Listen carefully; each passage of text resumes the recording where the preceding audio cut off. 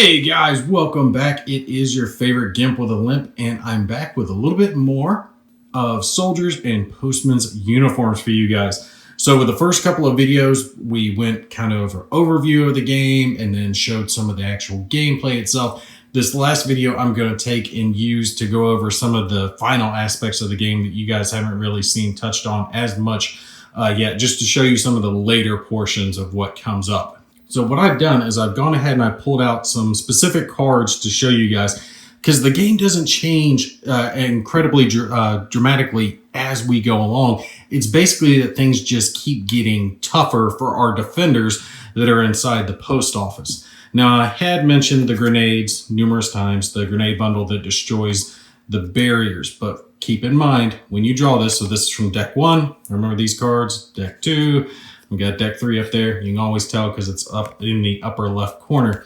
But once that card is drawn, that's when that barrier is going to get removed, and however many units are there are going to start pushing into the building. So you want to hold these barriers out as long as possible, but they're going to go. All right, all the barriers are going to go. You're going to not be able to hold them indefinitely unless you get some kind of ungodly lucky with your card draws and your attacks to be able to maybe maintain a barrier, but I guarantee you're not going to maintain all of your barriers. Just remember that any units that are stacked there are going to push from the top of the stack down on into the building. The last remaining counter will stay though. So if everything was cleared off and this rifleman was still in this circle, he would stay. He wouldn't get to move as well, although he'd move later on like normal if he was pushed by other units coming onto the board. Now I grabbed out some from round 2, the deck 2 as it is, that you guys hadn't seen yet. Now, we had seen riflemen, right? Normal riflemen. The thing is, things do start changing in the second deck of cards, in that they're going to start coming in from other directions. There will be a D6 labeled 7 through 12 instead of 1 through 6 in the game. And you see there are numbers here, 7, 8, 9, 10, 11, 12, to where units can start coming in from there. So the first round, the first deck, all you're going to have to worry about is down here where the enemies are going to pop up. You'll notice none of the counters went up there except for support counters, the machine gunners, but none of the infantry went into those circles. So in that first deck, you can kind of concentrate your suppressive fire and your attacks in this general vicinity, but from decks 2 and 3 on, they're going to start pushing out into these areas and really just swarm you from every direction. They're going to come for this entrance, this one, all of them. So you're going to have to spread out your fire. So that shows him. Now, something else is the infantry gun. You're going to start seeing this in deck 2. Now, this is very similar to our machine gunners that we'd already seen. Okay, these guys here. With the difference is the infantry gun attacks the floor, okay? It attacks the upper floors and it's hitting the whole floor. So its goal is to lower this defensive rating. It'll start throwing shells up there. If it does hit and it doesn't miss, then it's going to gradually reduce this on down, and then it can end up taking and disrupting your entire row of guys. So let's say it was firing at blue. It was down over here and it wanted to fire at blue. This one's red, but let's just say it was firing at blue.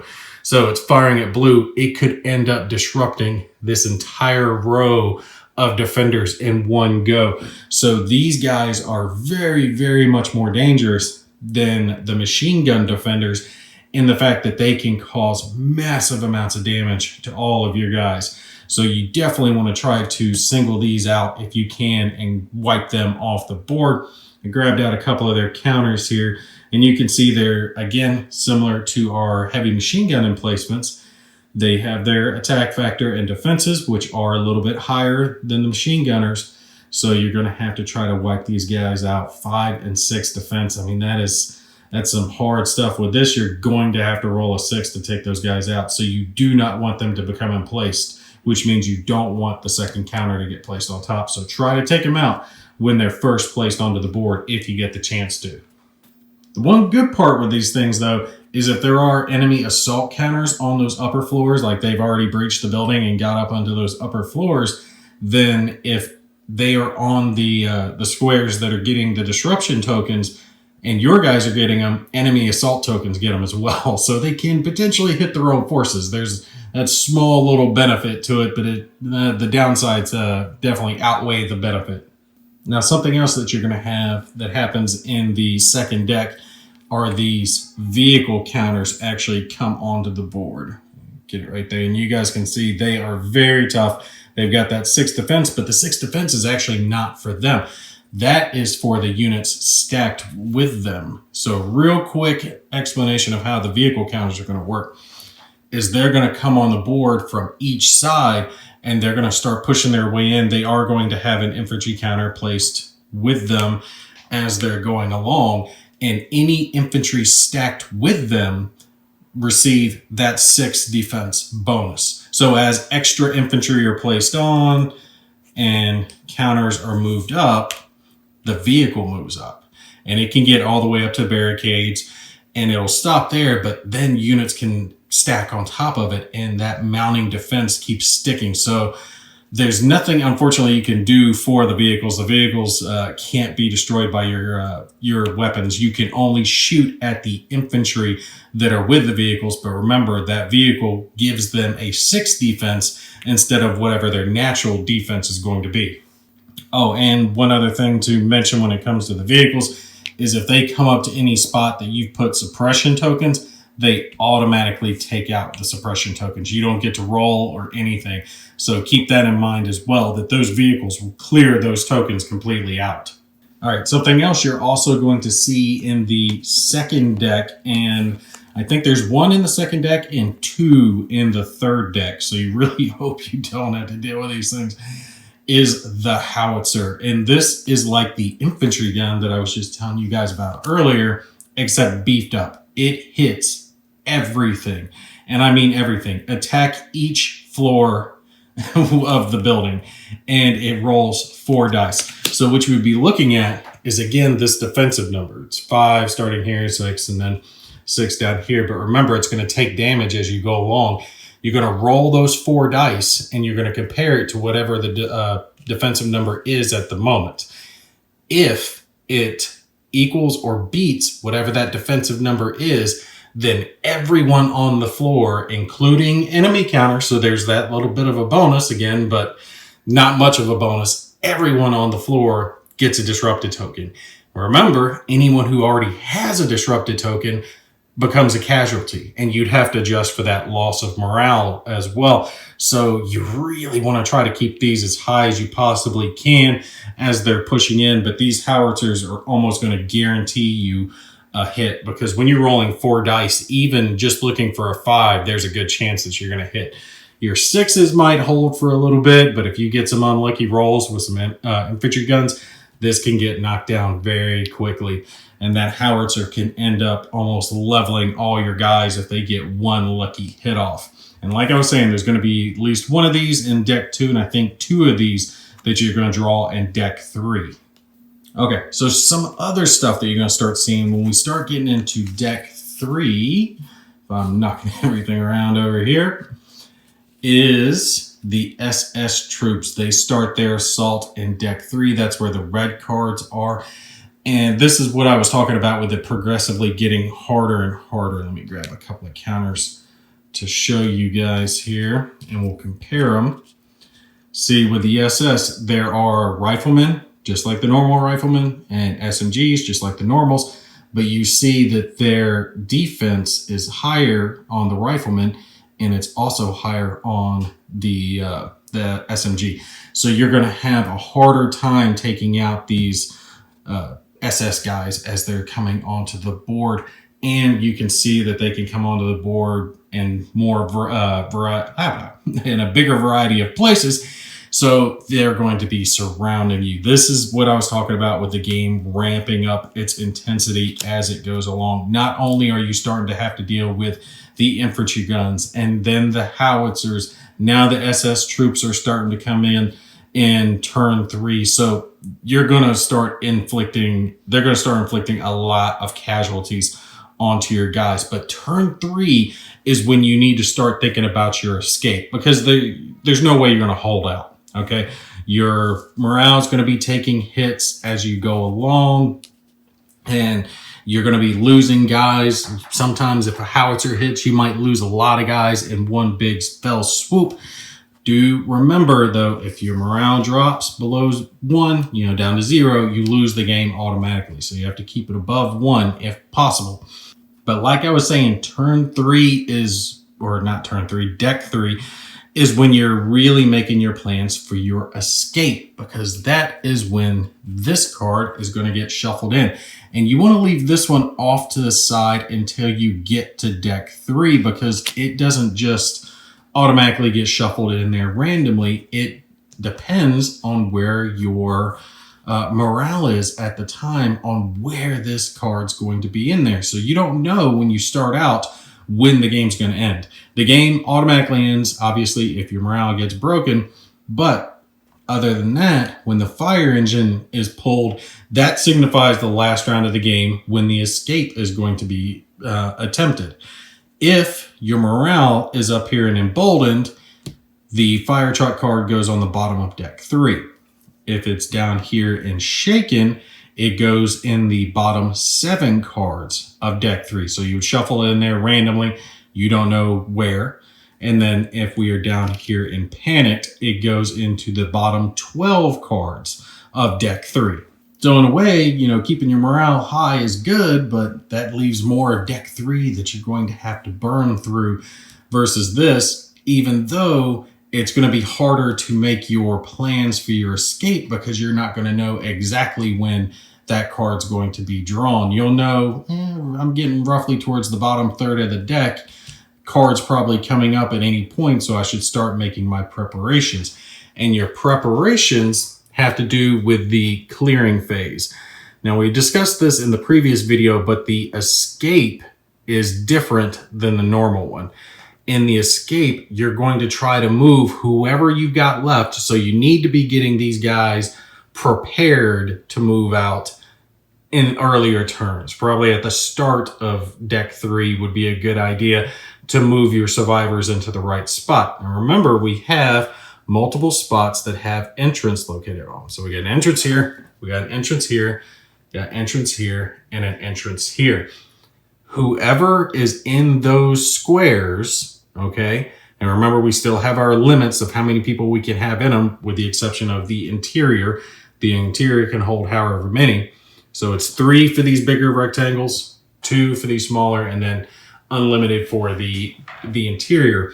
But whoever is left and is in one of those entrance spots can make an escape attempt, and that's basically where you're going to get your points for the game. The one thing, though, is this entrance does not count towards that. They can't flee out of the front entrance. So our ground entrance right here, that's what that one represents. That leads out to the front of the post office, just the normal entrance everyone will come in. That one's just been swarmed too heavy. It's going to have vehicles out in front of it, a bunch of Germans attacking it. You can't go out that way. The only way they can go out are these 3 rear entrances. So you're going to have to get whatever survivors you have into those positions. But the only way they can escape is if these are clear, and they can't just be clear here. They have to be clear all the way back. So this one would either have to be clear all the way in this direction or all the way in this direction. Same thing over here. This one would have to be clear all the way out, and this one would have to be clear all the way out. No enemies there and no support tokens in those spaces as well. So if you've only got a handful of survivors left, it's probably best to pick 1 or 2 that are your best bets that have the lowest amount of enemies. Try to focus your fire to get rid of those guys, to get them out of the way so you can try to get some escapes. Because after that turn with the fire truck, that's where you're going to score it. Now, you're going to score points equal to the morale adjustment scores for the postal workers, non-combatants still on the board.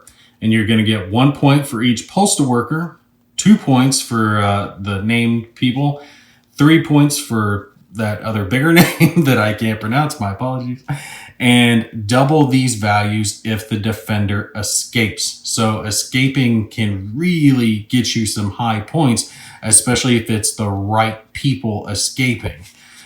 You'll win if you get 14 or higher draw if it's 1 to 13, and 0 or lower loses the game. But remember, you've got to subtract 1 point for each assault counter that's still in the post office. All right, so let me give you guys a very quick rundown of what I think of the game so far.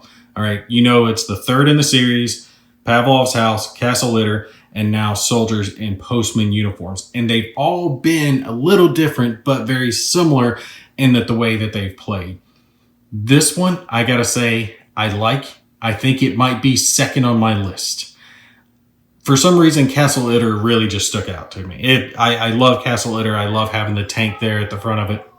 I love having the tank there out the front, and then the guy trying to escape to get word out, and the reinforcements coming in, and the fact that Germans and Americans are fighting. I think it's more the theme of that one that sticks with me so well.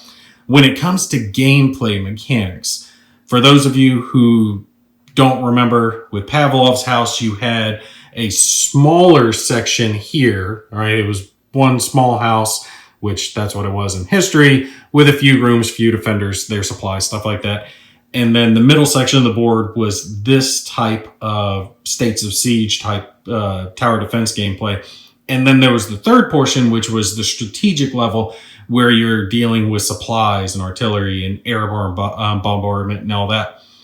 That was my least favorite part of Pavlov's House.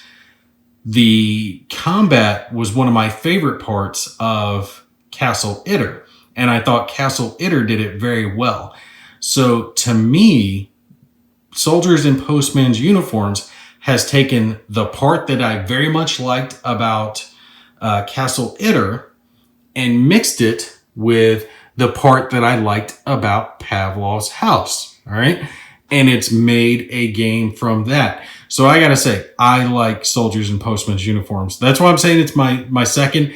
It would probably be tied for first if I go on just gameplay mechanics instead of like theme and what the game's about.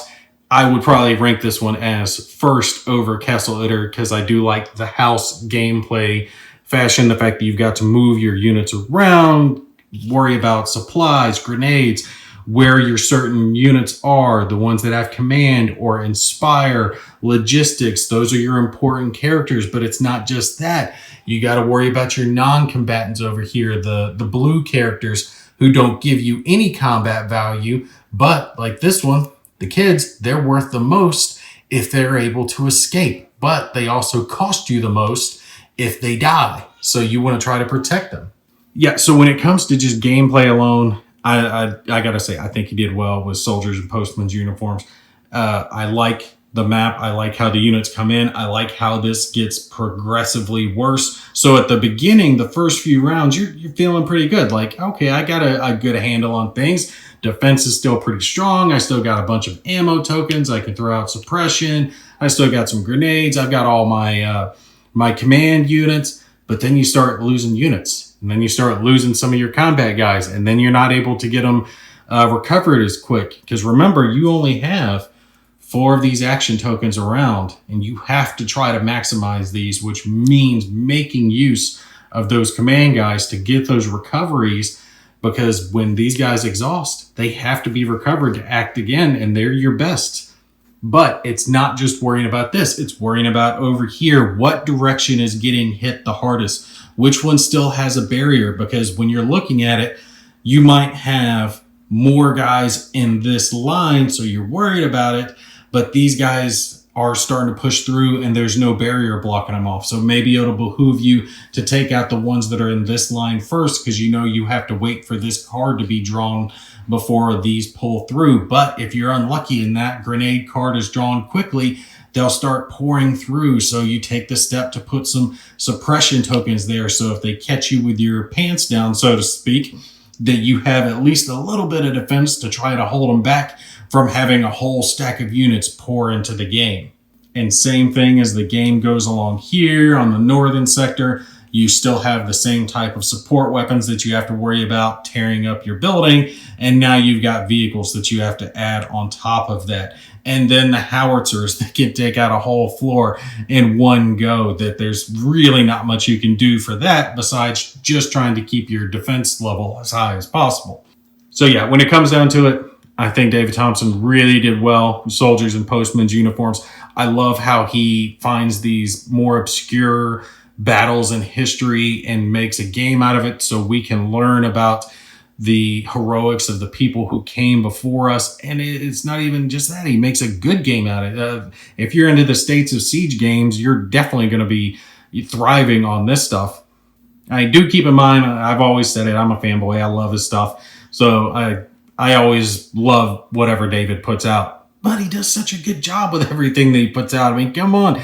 Dude made a game about guys who strapped themselves to underwater torpedoes to go take out and mine and destroy enemy shipping. I mean, it's just freaking awesome stuff that you don't hear about, is what he makes these games about. Hell, I'd never even heard that American and German troops actually fought together at the tail end of World War II. I mean, that's amazing. But yeah, more than likely, you already know whether or not this one's a buy for you or not. If you liked Pavlov's House, Castle Itter, then definitely. And if you're like me and Castle Itter was your favorite, yeah, Soldiers Postman's Uniform, no question, must buy. Absolutely go for it. Although, to be fair, if you didn't like those previous games, you're not going to like this one. Skip it. So you'll know whether or not this one's in your purview, your wheelhouse or not. And if you haven't tried them, Pavlov's House or Castle Itter, feel free to check in the videos, the playlist. I do have those that I have covered before, so you can see a more in-depth playthrough of those games to decide whether or not this one might be something you're interested in. All right, but I'm going to stop rambling. Feel free to put any of your questions or comments or concerns down below. You guys take care. I will catch you in the next one.